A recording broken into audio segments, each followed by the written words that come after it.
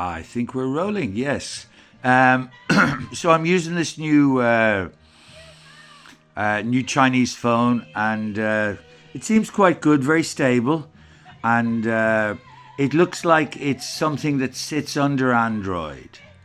I'm kind of I'm on about the second level of it now. The first level was just kind of near Android on the hardware, and this seems to be another level up. But there's still the basic Android sitting on top. There's an option to update the system kind of components, which I'm not going to take.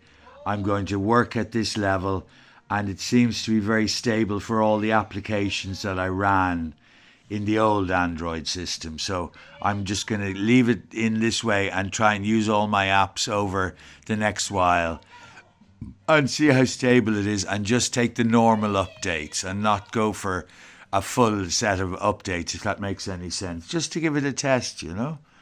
And I did 2 other videos, and I'm going to open them up and just see maybe some of the results of where I went to from wanting my monitor set up and stuff. So I'll give you a rough little look around what my little solution is. Just with a couple of bits of wood, like, you know. I had a problem and I wanted to fix it, and oftentimes we go straight to metal.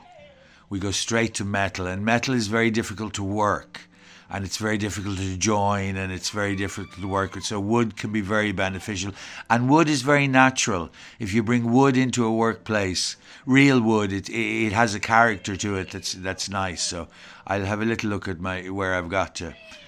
So I had a few monitors, and I wanted to be able to judge the difference between different signals coming into these monitors, maybe coming from composite, maybe coming from SCART, maybe coming from VGA, maybe coming from Super VGA, maybe coming from HDMI, maybe coming from DVI, and any of those kind of things, and maybe then the different connectors, and the other one, the one that S-Video and all that, like. So I have a suspicion that all those signals are very, very close together, and I want to see how I can kind of mix them. So I need an environment to do that.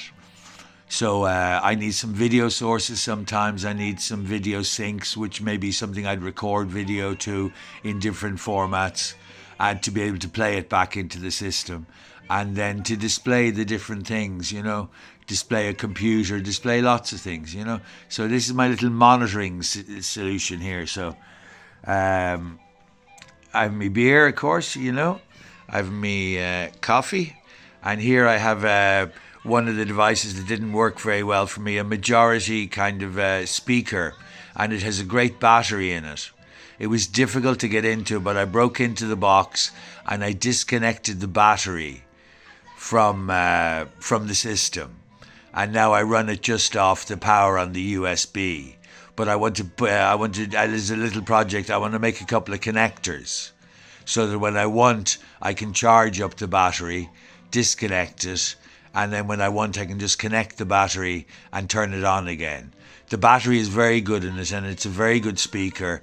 So with that little modification, it mightn't be aesthetic enough, but it'll give me the facility to turn on and off the battery. Because I hate these devices that just have the battery on all the time, you know. And here's my little maybe initial video sync. I have these other media players as well. I have a good few different kinds of media players. And something like I'm sure the NVIDIA could be seen as the NVIDIA Firestorm or whatever it is. That could be seen as a video source, so I might use that, and I might use the Xbox as well, and I might use a Wii, and I might use different things, you know. So they're basically, and the Philips VHS is good, and they're all interconnected with SCARTs and stuff. And out of the Sony, there's a HDMI. So there's a place there to upscale to different dimensions, and there's limited ability to change dimensions of the HDMI and standards and that kind of thing. And likewise with the video signals, you can change standards.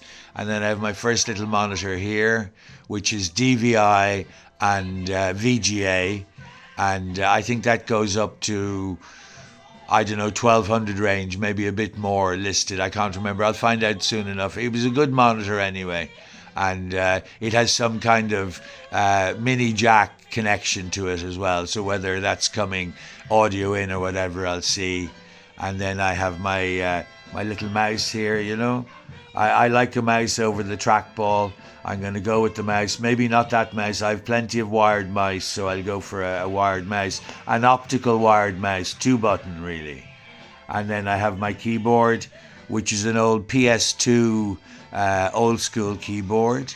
And PS2 is good because it doesn't get too much in the signal chain. It's much more underneath. So where I might be looking at the USB, I don't want to be sending my keyboard over it like. So the PS2 is a good separate option in this area because I'll be looking at USB. Why would I want to add USB traffic? So I'm going PS2. And I have my little scaffold board here for my tools. And this one over here is my Dell. And that's just straight VGA. And I think it does maybe 1280 or something. When not a very high res, which will make it a very good composite monitor just for a video signal. And I have here a mirror.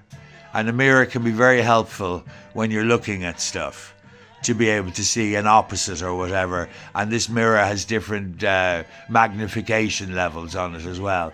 On one side it'll do different scales. See 2 by and 5, 2 by and 5 by. And just have angles of mirror can be very helpful when looking at a monitor. And then my two main monitors here are the two presentation monitors.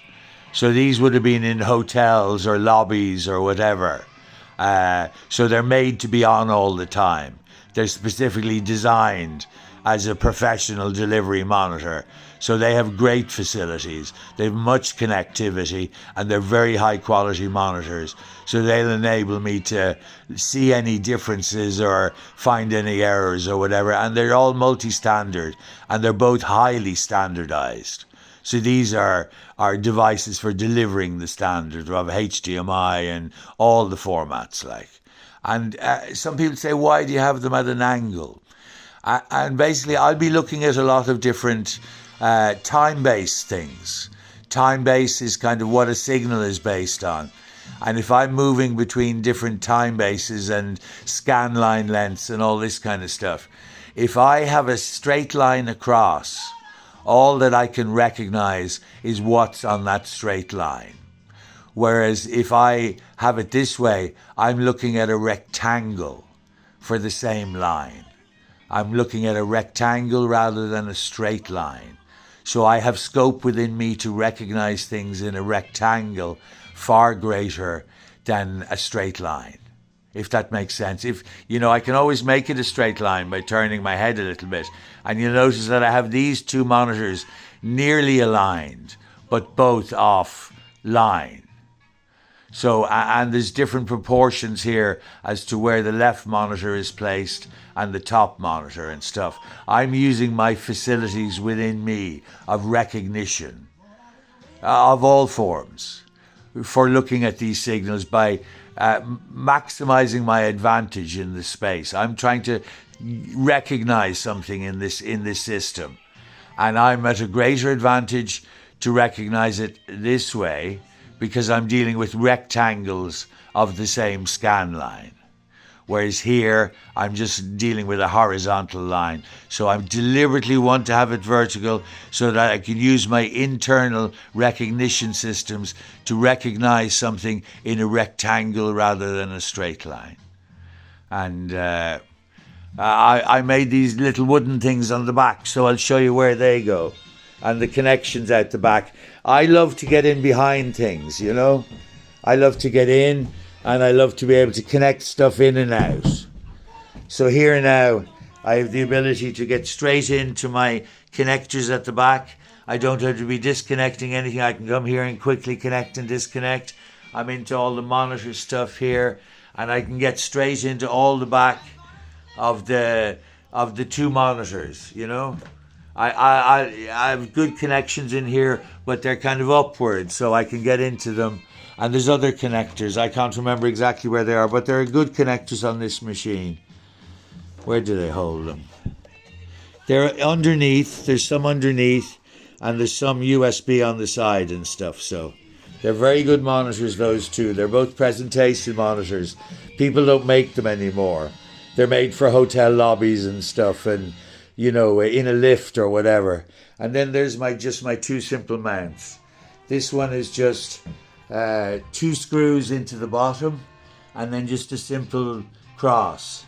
And here I have the other old metal mount, and I just have the little metal mount jigged over the wood. So it's sitting on the wood, and it's sitting on the scaffold board over here.